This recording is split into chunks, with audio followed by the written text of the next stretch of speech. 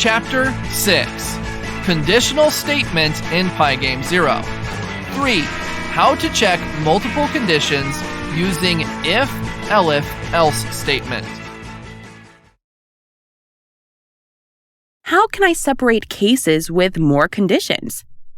You can separate cases with more conditions using the If-Elif-Else statement.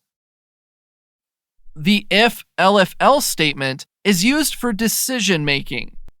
The program will evaluate test expression and will execute the remaining statements only if the given test expression turns out to be true.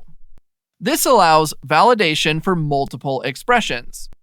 Let's move the alien and change the image with the keyboard using the If-Elif-Else statements.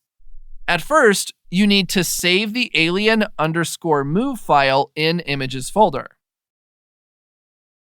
Let's write the code.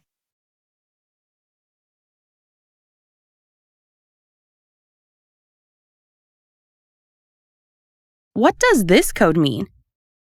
This code moves the alien up, down, left, or right with the keyboard using if-elif statements. When the alien moves, the alien image changes to alien_move image.